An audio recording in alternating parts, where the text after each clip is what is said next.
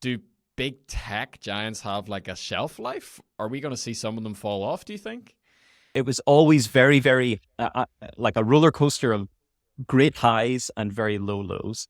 Like you've got a competitor like Facebook that was just dominating. Like anything that we were building, any fancy idea that we came up with, we would do it. There'd be a little bit of news, but then Facebook would copy it and just make it better. And they could execute so much faster than us. Like there are technical reasons for that, and they did really well, very deserving of doing it. The problem with Twitter was always that Twitter can be anything. There was no direction because it just depends on who's in charge. The VP of product might decide that, hey, Twitter is for news.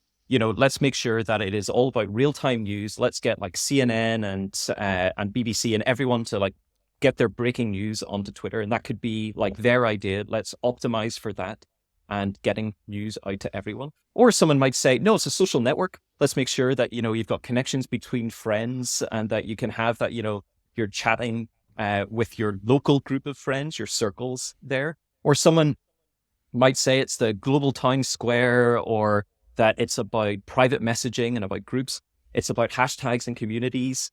No one knows what Twitter is because Twitter can be anything. And that's the problem, is that the VP of product was changing every like year. At one point, it was kind of like the defense against the dark arts teacher in the Harry Potter books. There was one in every single book, and it was just different, a different feeling company under each one.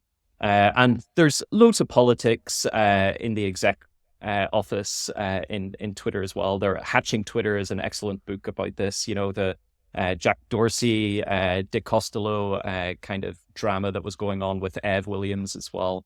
So it was a fraught company, but with the employees are some of the best people and most inspirational people, talented people that I've ever worked with. They had vision.